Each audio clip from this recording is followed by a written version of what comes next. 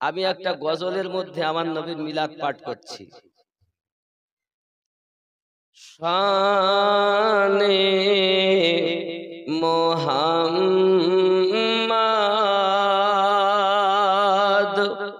ওগো শাহে মদিনা এলেন এ ত্রিভুবনে নবী কমলিওয়ালা। জোরে বলুন। কলেমা নিয়ে গেলেন নবীজি ইহুদীদের কাছে, পাথর মেরে তাড়িয়ে দিল দয়ার নবীকে। আল্লাহ। কলেমা নিয়ে গেলেন নবীজি ইহুদীদের কাছে, পাথর মেরে তাড়িয়ে দিল দয়ার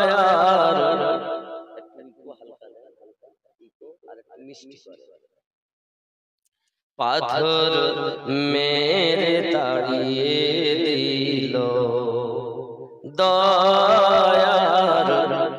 কাকে? দয়ার। আমার সঙ্গে একটু বলতে হবে। পাথর মেরে তাড়িয়ে দিল দয়ার নবীকে।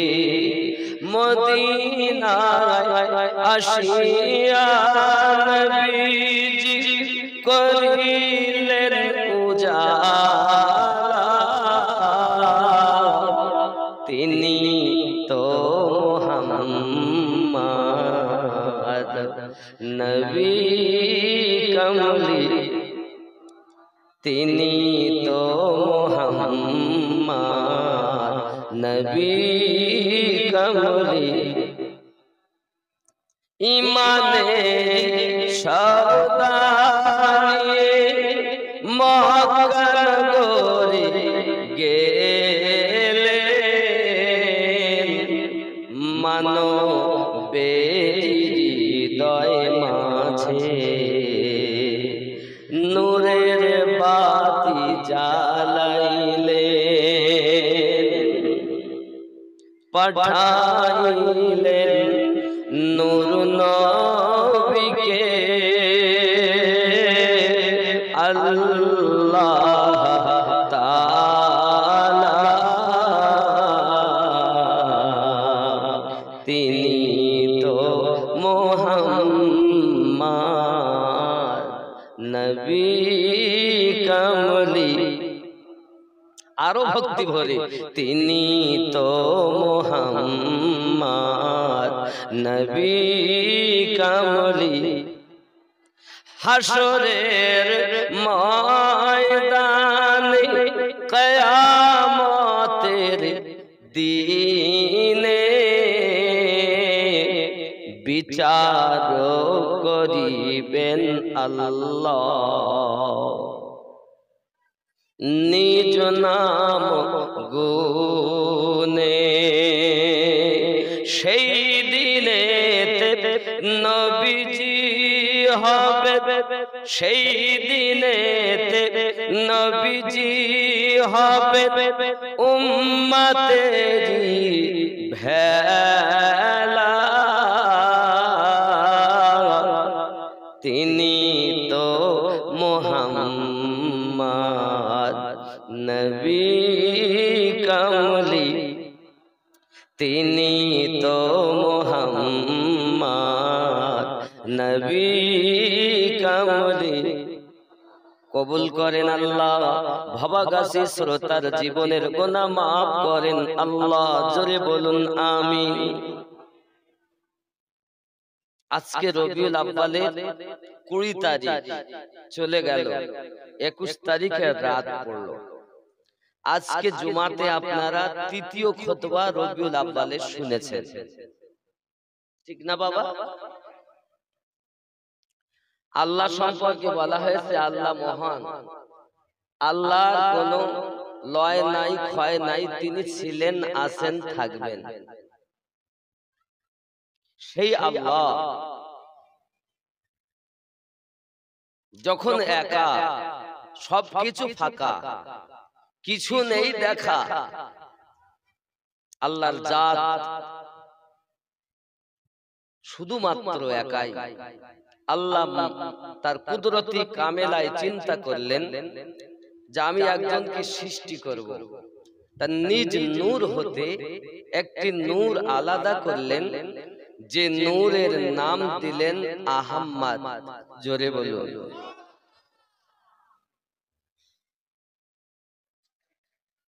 আপনি যদি বলেন হুজুর আমার নবীর মিলাদ যে আমরা পাঠ করছি, এই মিলাদ পাঠ কি কোরআন শরীফে আছে? জি আছে। কোরআন শরীফ আপনি খুলুন, আমি আপনাকে দেখাচ্ছি। আমার নবীর নাম হলো আহমদ। তাহলে নবীর নাম যদি আহমদ হয়, তাহলে আহমদ নাম কি কোরআন শরীফে আছে? আদম নবী মিলাদ পাঠ করেছেন, বাবা ইব্রাহিম নবী মিলাদ পাঠ করেছেন, নূহ নবী মিলাদ পাঠ করেছেন। এমনি করে সমস্ত নবীদের যুগে আমার নবীর মিলাদ পাঠ হয়েছে। জোরে বলেন বাবা। আল্লাহর নবী সাল্লাল্লাহু আলাইহি ওয়াসাল্লামের মিলাদ আল্লাহ পাক আল্লাহ তাআলা নিজে পাঠ করেছেন। আমরা যে কিয়াম করি, কিয়ামটাও পর্যন্ত আল্লাহ পাক করেছেন।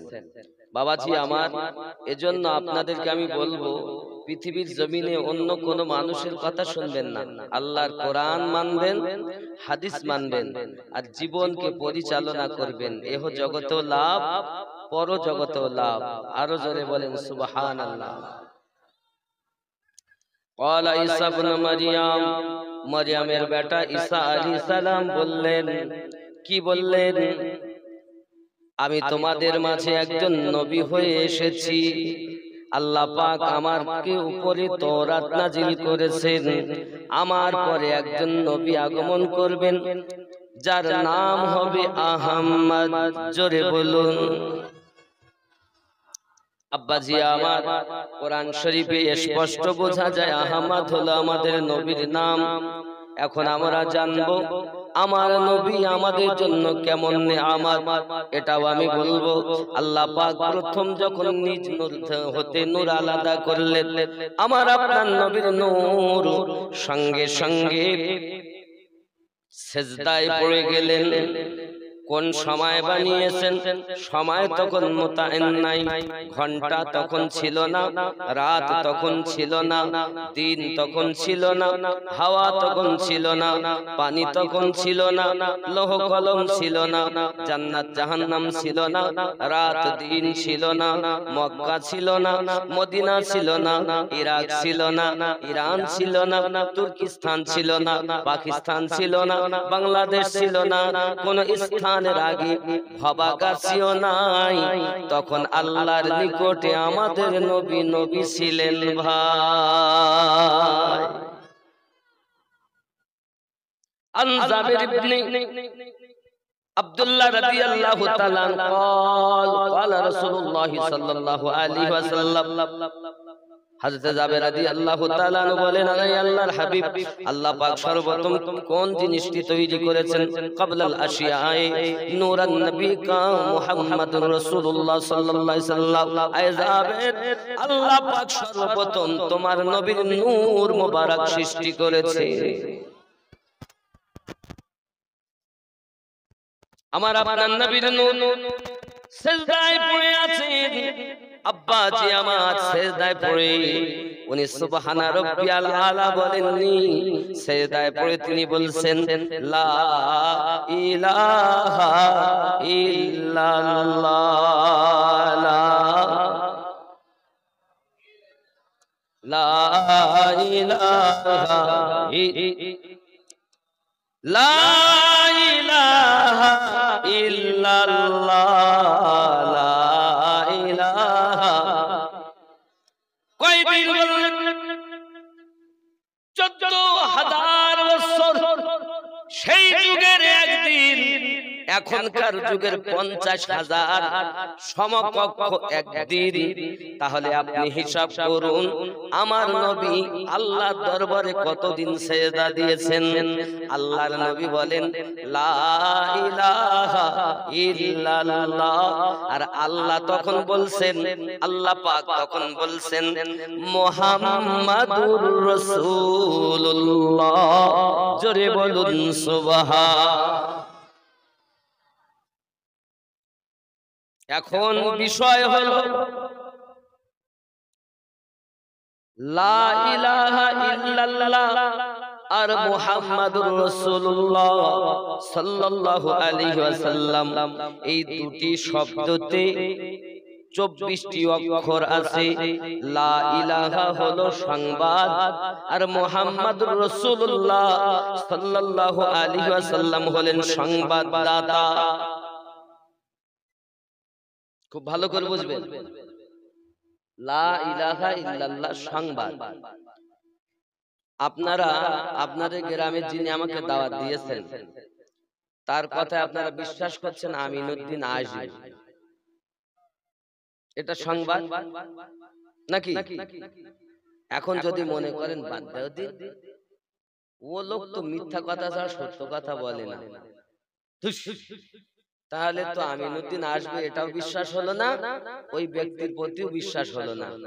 আমিনুদ্দিন আসবে এই খবর বিশ্বাস করতে গেলে যে সংবাদ দিয়েছে তাকে আগে বিশ্বাস করতে হচ্ছে।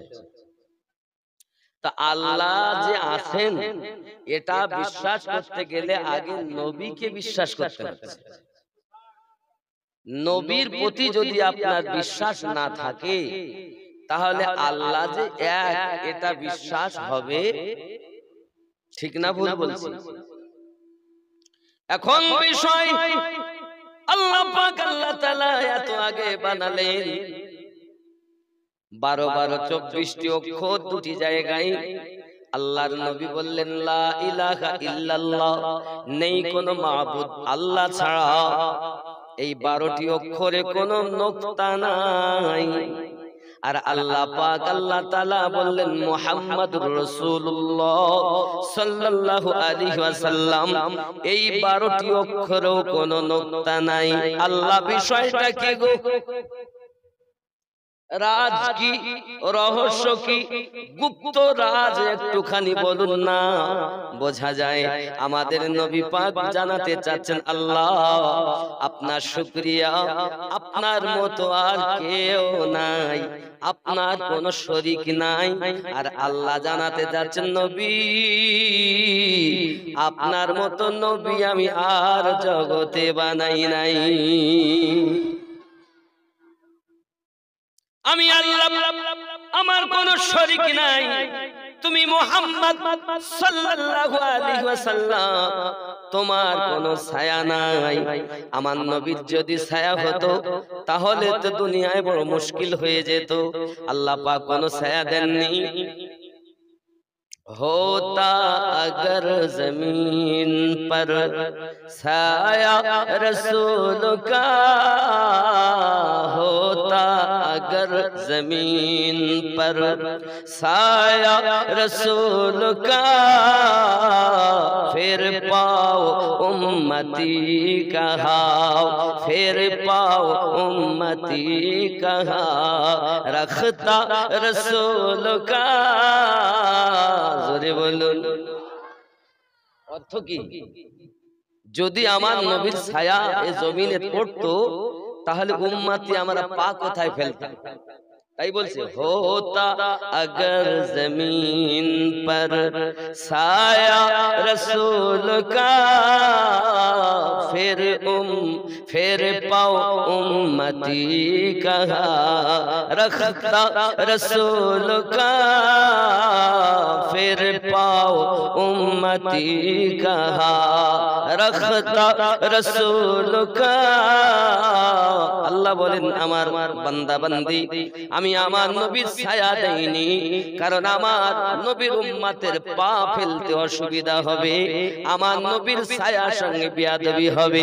বিয়াদবি না না হয়, এর কারণে সূর্যের কিরণ আমার নবী পাকের গায়ে লাগলেও ছায়া হয় না, কারণ সূর্যকে পর্যন্ত আমার নবীর ওসিলায় আমি আল্লাহ বানাইছি। তোমার আমার ছায়া আছে, মুস্তাফার ছায়া নাই, তাহলে কেমন করে তুমি বলো নবী আমাদের মতো? যারা বলে নবী আমাদের মতো, আসলে এরা শয়তানের চেলা। যদি এরা বলুক আমরা আলেম, এতরা আমাদের ডিগ্রি, আসলেই তারা বদমাইশ বাবা, কারণ তার ভিতরে আমার নবীর নূর নাই। যার মধ্যে নবীর নূর থাকবে সে নবীওয়ালা হয়ে যাবে। বন্ধু আমার, এখন আল্লাহ পাক আল্লাহ তাআলা নবীর নূর বানালেন, তো রাখলেন কোথায়? প্রশ্ন। মৌলভী ভাই, আসমান নাই, জমিন নাই, রাত নাই, দিন নাই, জান্নাত নাই, জাহান্নাম নাই, কিছুই নাই, তো আল্লাহ ওই নূরকে কোথায় রেখেছেন?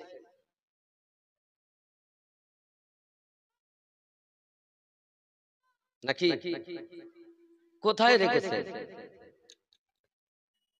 আল্লাহ পাক আল্লাহ তাআলা বলেন, আমি হলাম খোদা, যাকে বানিয়েছি তিনি মুস্তাফা।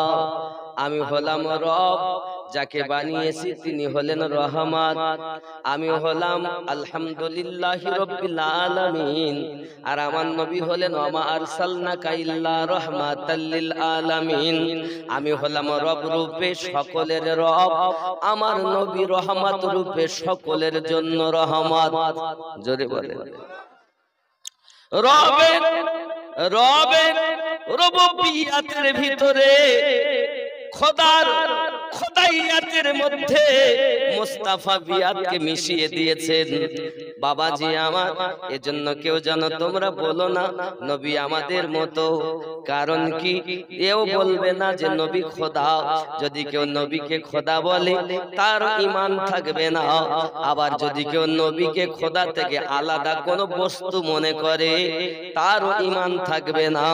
মুহাম্মদ খোদা नहीं, वो खुदा का हबीब है, खुदा से जुदा नहीं।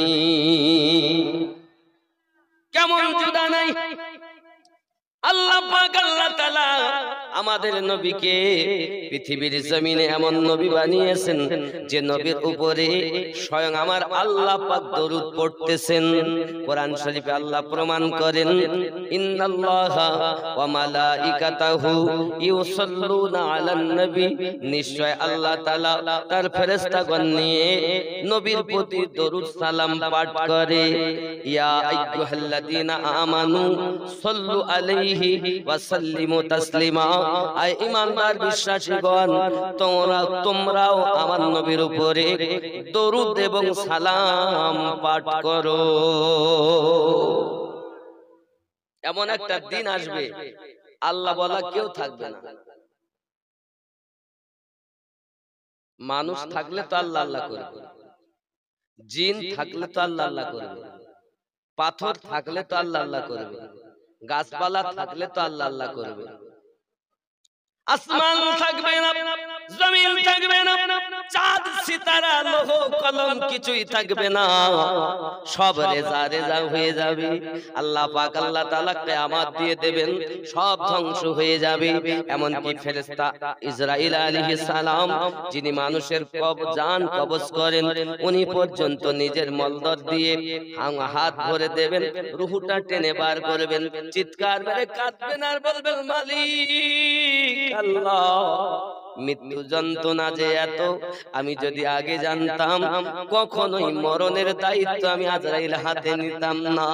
আজরাইল যত সময় তার হাত মোবারকায় রুহু মোবারকা থাকবে তত সময় কথা বলবেন, আর যখন হাত থেকে রুহুটা চলে যাবে আজরাইল মৃত্যুবরণ করবেন।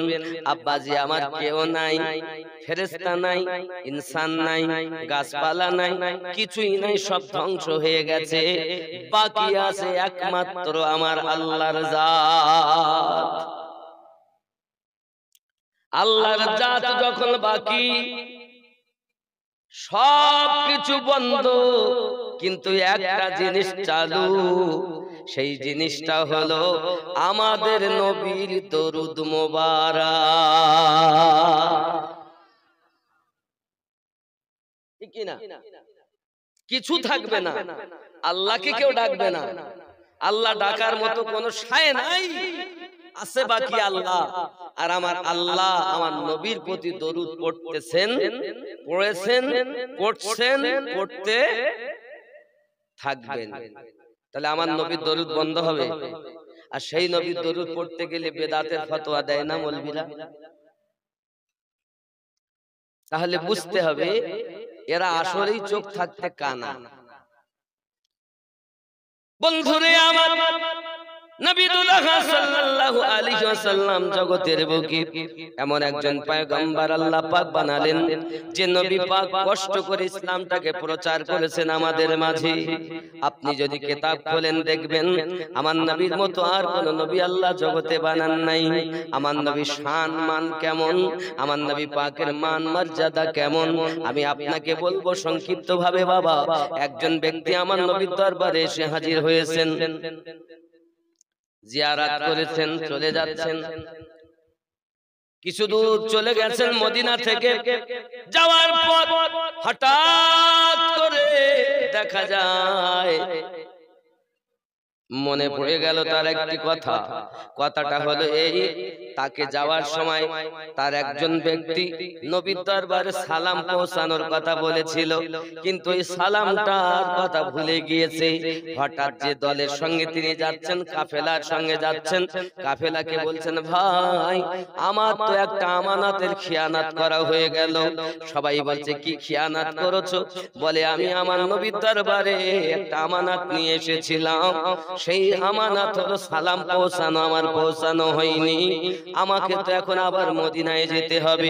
সবাই বলে, ভাই রে, তুমি যদি মদিনায় যাও তাহলে যেতে সন্ধ্যা হয়ে যাবে তোমার, তুমি কেমন করে আবার তুমি মক্কায় ফিরবে? সম্ভবপর নয়। কাফেলা তো চলে গেল, আর উনি মদিনার পথে রওনা দিল। জোরে বলুন সুবহানাল্লাহ। মদিনায় যখন পৌঁছিয়েছেন, মদিনায় পৌঁছানোর পর আমার নবীর রওজা পাকের কাছে গিয়ে তার সালামটা জি জানাচ্ছেন, হুজুর আমানত নিয়ে এসেছিলাম, ভুলে গিয়েছি, আমি আমানত আপনার দরবারে পেশ করে দিলাম। আব্বাজি আমার নবীর দরবারে যারা যায় চোখের পানিতে তাদের বুক ভিজে যায়, চোখের পানিতে তাদের দাড়ি মোবারক ভিজে যায়। আমার নবীর দরবার এমন একটি দরবার, যে যায় চোখের পানি ঝরায়, গুনাহগার যায় তো গুনাহ মাফ করে নবীর রওজা থেকে ফিরে আসে। জোরে বলুন সুবহানাল্লাহ। যদি বলেন, হুজুর আপনার কথা কি কোরআনের দলিল আছে? জি হ্যাঁ, কোরআনুল মাজিদ সূরা নিসা আয়াত 64টা খুলে দেখুন।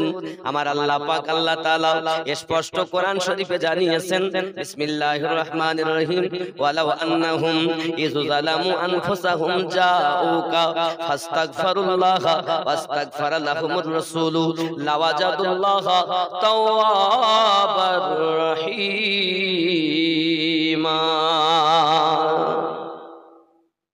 কেউ যদি জানের প্রতি জুলুম করে, সে যেন আপনার দরবারে চলে যায়, যাওয়ার পরে কি হবে?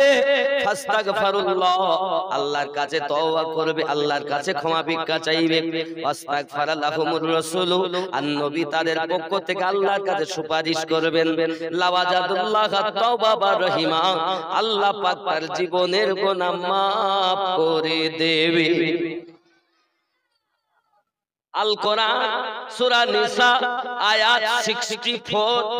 কোরআনুল মাজিদে যখন আল্লাহ পাক আমার নবীর দরবারে যাওয়ার কথা বলছেন, এক শ্রেণীর মানুষ বলছে, নবীর দরবারে জিয়ারত করার নিয়তে যদি যাও তোমার হজ হবে না। জোরে বলুন নাউযুবিল্লাহ।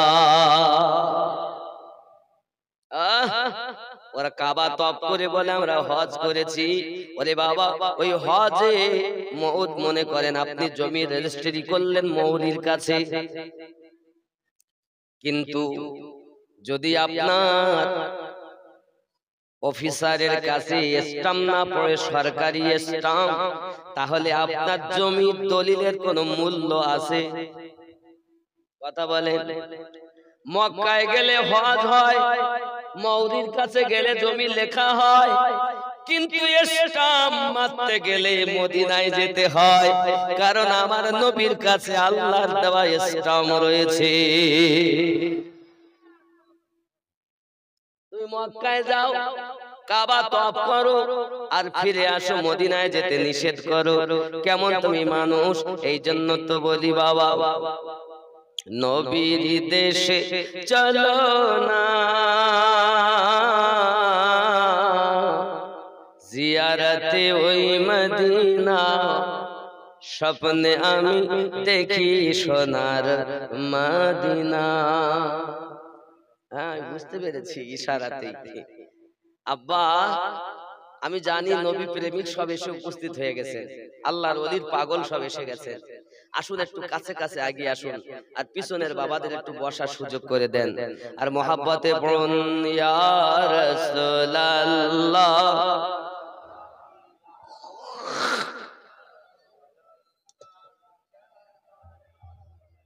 আরো জোরে ইয়া রাসূলুল্লাহ।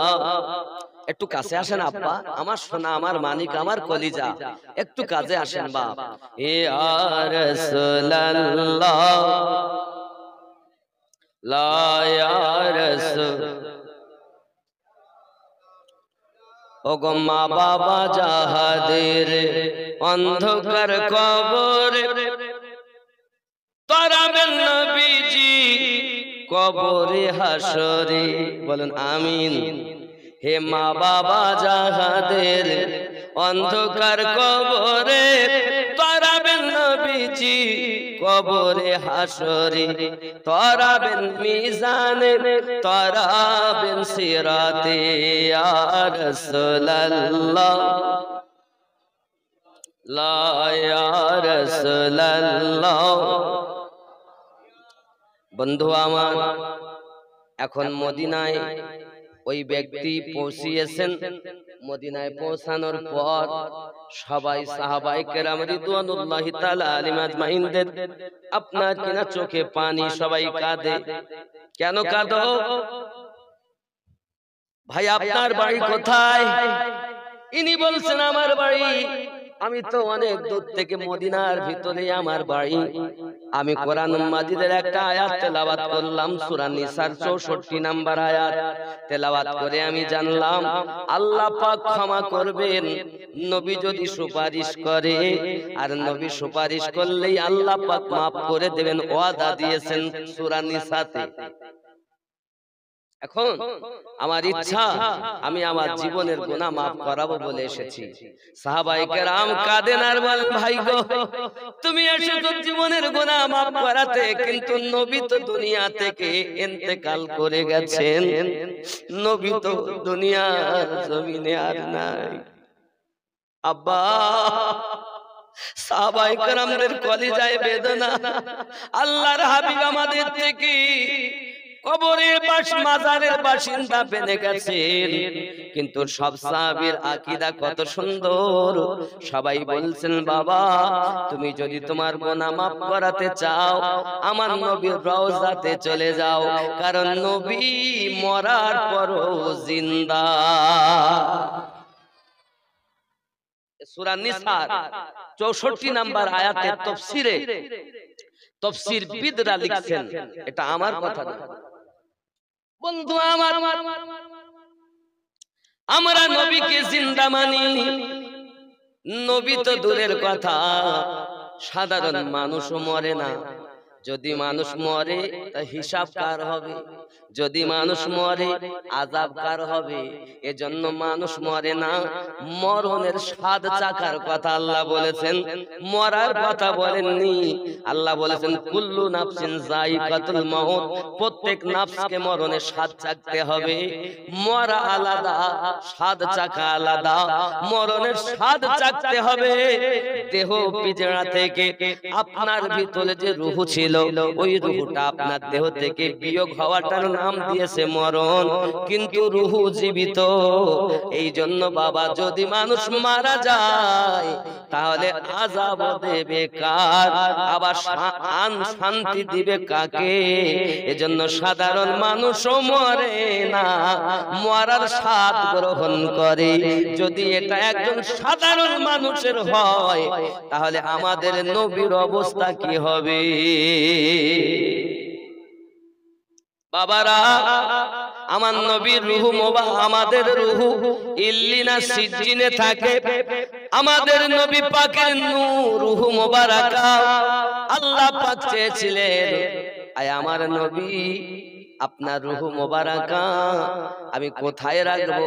আসমানে তেমন জায়গা নাই, লৌহ কলমে তেমন জায়গা নাই যে আপনার পবিত্র রূহ রাখা যায়। সব জায়গা ভ্রমণ করি।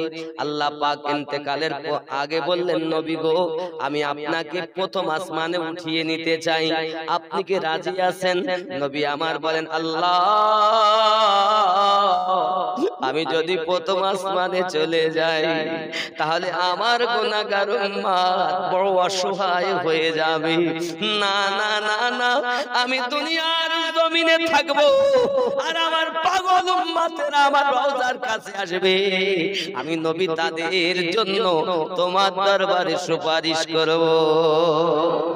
নবী আমার হাদিস পাকে জানান, মান যারা কবরি ওয়াজাবাত লাহু শাফাআতি, যারা আমার নবীর কবর জিয়ারত করেছে আমি নবীর জন্য শাফায়াত ওয়াজিব হয়ে গেছে। আচ্ছা বলুন, নবী পাক যদি আসমানে চলে যেতেন তাহলে আমরা কি এই সুযোগটা পেতাম? আজ যারা উমরায় যাচ্ছেন, হাজী সাহেব যিনি এসেছিলেন উনি আমাকে বলেন, হুজুর আমি আবার যাব, দুইবার গেছি আর একবার যাব, কারণ মদিনা মদিনা আশিক মুমিনের ঠিকানা, মদিনা মদিনা আশিক মুমিনের। একটু আমার সঙ্গে জোরে পড়া যাবে না? হে মদিনা মদিনা আশিক মুমিনের, হায় হায় দিদার চেয়ে কাঁদো বাবা, দিদার চেয়ে কাঁদো বাবা, হও না নবীর দিওয়ানা, মদিনা আশিক মুমিনের। আরো জোরে, মদিনার কথা বলতে এত লজ্জা লাগে? কাঁদো, নবীর জন্য কাঁদো। আমি নবীর কান্নার কথা বলবো আর একটু আগিয়ে ইনশাআল্লাহ। মদিনা মদিনা আশিক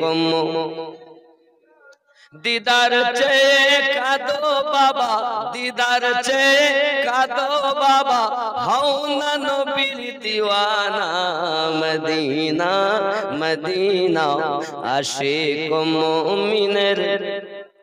হায় হায় জালালউদ্দিন সৈয়দী ৭৫ বার দেখল নবীজি, এতবার দেখার পরে, এতবার দেখার পরে তৃপ্তি তাহার মেটে না, মদিনা মদিনা আশিক মুমিনের। আরো জোরে, মদিনা মদিনা আশিক মুমিনের। হে নবীর শ্রেষ্ঠ সাহাবী হযরত আবু বকর সিদ্দিকী, ভালো বেশে শুইল পাশে, ভালো বেশে শুইল পাশে, গিয়ে দেখো মদিনা মদিনা মদিনা আশিক দিদার চেয়ে কাঁদো তোমরা, দিদার চেয়ে কাঁদো বাবা, দিদার চেয়ে। কার কাছে কাঁদবে? আল্লাহর কাছে। দিদার চেয়ে কাঁদো বাবা, হও না নবীর দিওয়ানা, মদিনা আশিক মুমিনের। হাবশি কালো হাবশি বেলাল পাগল ছিল নবী পাকের গো।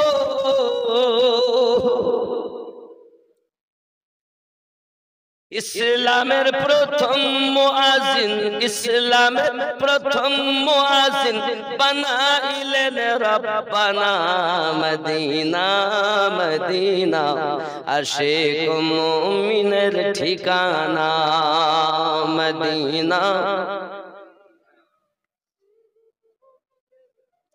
বাবা মদিনার পাগল হও, মদিনার পাগল হও। কত স্বপ্নের মাধ্যমে কত কি দেখেছো, একবার কি আমার নবীকে দেখেছো? যদি আমার নবী দেখো তাহলে এহ জগতেও লাভ, পর জগতেও জান্নাতি। হায় হায় হায় হায়। দেখবে কারা? আশিক হবে যারা, আশিক ব্যতীত মাশুককে দেখতে পাবে। প্রেম করো এমন রাস্তা দিয়ে মজনু যায় হাঁটিয়া লাইলি লাইলি করে। একজন ভক্ত ভণ্ড নামাজি, ভণ্ড নামাজি মানে বোঝেন? ভণ্ড নামাজি মানে নামাজের খবর রাখে না, পড়তে হয় তাই পড়ে। নামাজ হইল না রে তোর, নামাজের লইলি না খবর। মসজিদেতে আজান হলে সবার আগে যাও, নামাজ শেষে বাইরে এসে সুদের টাকা খাও। নামাজ হইল না রে তোর, নামাজের লইলি না খবর। নামাজ তুমি ইবাদত জানো,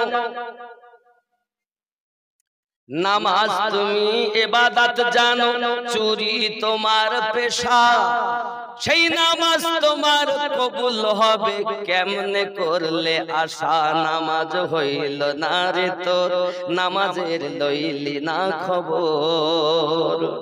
চুরি মানে রুকু ঠিক করে না, সেজদা ঠিক করে না, নামাজ পড়তে যায় আর মন থাকে বাড়ি। এরা মাসে না বাবা? নামাজি আলহামদুলিল্লাহ রাব্বিল আলামিন আর রহমান রহিম চিন্তা করছে বাড়ি কুটুমে যে তরকারি আনা হয়নি, কি হবেন তার ঠিক নেই। এরা মাসে না? খেয়াল করো, নামাজ তুমি ইবাদত জানো, চুরি তোমার পেশা। সেই নামাজ তোমার কবুল হলো কেমনে করলে আশা।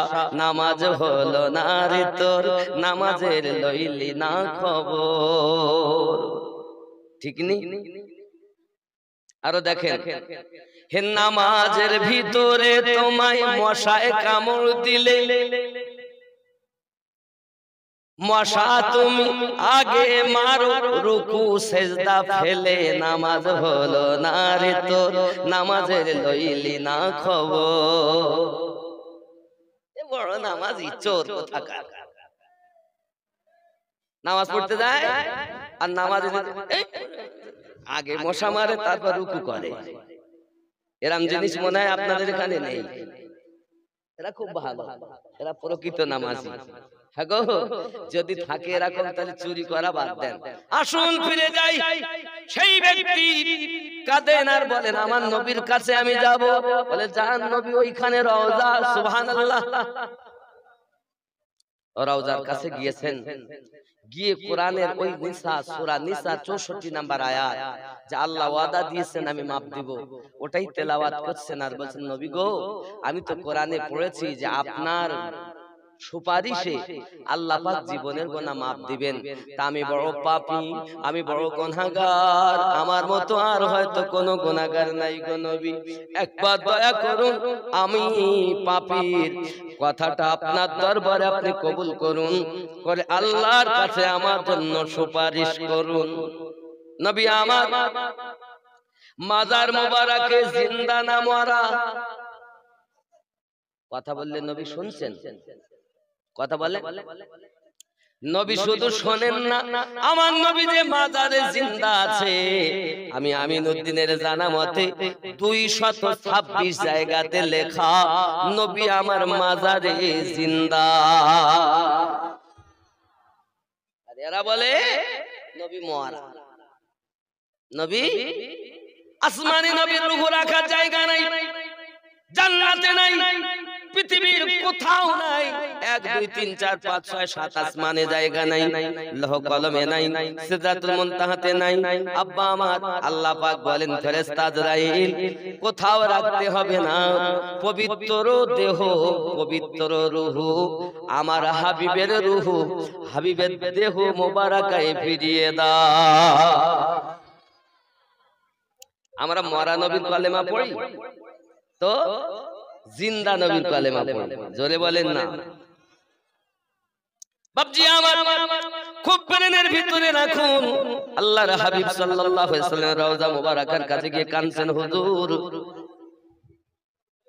আমাকে মাফ দিন, আমাকে আল্লাহর কাছ থেকে মাফ করিয়ে নেন। নবীর দরবারে নবীর পাওয়ার আছে? কথা বলেন, নবীর পাওয়ার আছে? আছে না? পাওয়ার কে দিয়েছেন? আল্লাহ দিয়েছেন। আমার আল্লাহর দেওয়া পাওয়ারে নবী পাওয়ারফুল। আল্লাহর পাওয়ার নিজস্ব আর নবীর পাওয়ার আল্লাহর প্রদত্ত। এই আল্লাহর প্রদান করা ক্ষমতাকে যে অস্বীকার করে সে মুমিন হতে পারে না। মুসলমান তো হবে কিন্তু মুমিন হবে না। আল্লাহ আমার নবীকে পাওয়ারফুল দিয়েছেন, কোন নবী আমার নবীর মতো না। আমার নবী থুতু মোবারকের মতো কারো থুতু মোবারক থুতু নয়, ঠিক কিনা? আমার নবী পাকের থুতু মোবারক সাহাবায়ে কেরাম রিদওয়ানুল্লাহি তাআলা আলাইহিম হাতে করে নিতেন, চেহারা মোবারকায় মলতেন, চেহারা সুন্দর হয়ে যেত। আব্বাজি আমার শুধু কি তাই, আমার নবী পাকের খাসি মোবারক, খাসি পড়লে যে আপনার বলগাম ওঠে, বলগাম, কফ ওঠে, কফ, মনে করুন কাশফোঁটা, এই কাশফোঁটা আমার নবী সাহাবায়ে কেরাম হাতে নেন, কালো সাহাবী আমার নবীর কাশফোঁটা চেহারায় মাখে, নূরে নূরান্বিত চেহারা আলোকময় হয়ে যায়। তুমি যদি থুতু ফেলো, তোমার থুতুর উপরে কেউ থুতু ফেলবে না। আর আমার নবী পাকের থুতু মোবারকের এত বরকত, জোরে কন্না সুবহানাল্লাহ। শুধু কি তাই, চলুন না আমার নবী থুতু মোবারকের ঘটনা আমি কইব, তবে তার আগে কথাটা বলি। মাজারের কাছে গিয়ে কাঁদছেন, হুজুর আমাকে মাফ করিয়ে দেন। সঙ্গে সঙ্গে মাজার মোবারকা থেকে উনি আপনার মাজারের কাছে বলছেন, তেরে দরবার মে আনা মেরা কাম থা और मेरी बिगड़ी बनाना तेरा काम है। माज़ार থেকে आवाज আসছে, मेरे दरबार में आना तेरा काम था और तुझे बख्शवाना मेरा काम है। মিশকাত শরীফের ভিতরে লেখা, আমার নবী মাজার থেকে বলতেছেন, কদ গুফিরিল্লাহ, আই উম্মত কা দিশনা, আমি নবী তোকে ক্ষমা প্রাপ্তির গ্যারান্টি দিয়ে দিলাম, চলে যা বাড়ি যা, আল্লাহ তোকে মাফ দিয়ে দিয়েছে। আমাদের নবী সেই নবী যিনি ইন্তেকাল করার পরও তার উম্মতকে মাফ করিয়ে নেন, তিনি আমাদের নবী। তুমি নবী চেনো না? নবী রওজায় যাও, আশিকানে নবী দাড়ি মোবারক ভিজিয়ে ফেলে কানতে কানতে, আল্লাহ হাবিব আর জীবনে আসতে পারবো কিনা। হাজী সাহেবের কাছে শোনেন, আমিও গেছি, মন চায় না যে মদিনা থেকে ফিরে যায়। যখন বিদায় সালাম হয়, 40 ওয়াক্তের নামাজ যখন পূর্ণ হয়ে যায় রে বাপ, তখন মনে হয় যে একবার আমার নবীর দরবারে লাস্ট সালামটা দেব, বাড়ি যাব। যদি আজ জীবনে না আসতে পারি, আর জীবনে যদি না আসা হয় তাহলে কি হবে? আব্বাজি আমার, আমি আপনারে অনুরোধ করব বাবা, আমার নবীর রওজায় যাওয়ার জন্য আল্লাহর কাছে কাঁদুন, আল্লাহ কিছু না হোক অন্তত নবীর রওজা দেখাইয়া তারপরে কবরবাসী করাইও। নবীর রওজায় যাও হে বাবা, আমার নবী পাকের রওজায় গেলে শাফায়াত ওয়াজিব হয়ে যাবে। এই হাত দিয়া, এই হাত দিয়ে আল্লাহর খানায় কাবা ধরেছে। আয় হায় বন্ধুরে, এখন ব্যক্তি নবীর দরবারে সালাম আরজি করতে এসেছেন, মনে আছে ঘটনা? কাফেলা রেখে চলে এসেছে। এমন সময়তে রাত হয়ে গেছে। এখন তো আর মক্কায় যাওয়া সম্ভব না, কারণ মদিনা থেকে মক্কা তৎকালীন সময় 8 থেকে 9 দিন সময় লাগে। আমরা মক্কা থেকে মদিনায় গেছি প্রায় 7 ঘন্টার মতো আমাদের সময় লেগেছে বাসে। শুনে দেখেন হাজী সাহেব, ইনি আবার যাবেন, ওমরা হজ করেছেন। এখন 7 ঘন্টা সময় আমাদের লেগেছে, আর পায়ে হেঁটে 8 দিন 9 দিন সময় লাগে। তাহলে রাত যখন হয়ে গেছে, এখন মদিনা থেকে তো বার হওয়া সম্ভব না। তাই ওই ব্যক্তি মসজিদ নববীতে শুয়ে পড়েছেন। সুবহানাল্লাহ বলেন। বাবা, পরিবেশটা একটু শান্ত রাখেন, সবাই কথা বলবেন না, কারণ আমি একটু শান্ত পরিবেশ ছাড়া বক্তব্য দিতে ভালো লাগে না। একটু দরুদ আল্লাহ।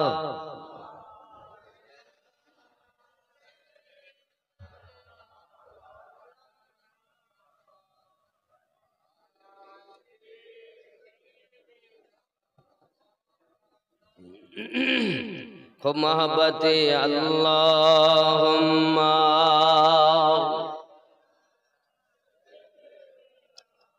মাওলানা ওয়া আলা আলি।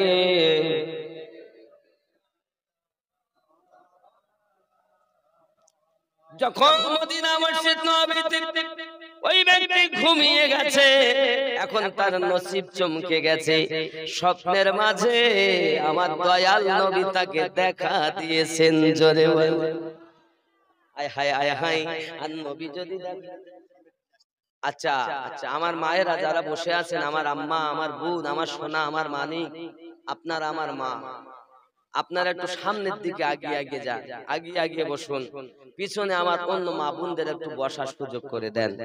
আমার মায়েরা, আমার বোনেরা, অনুরোধ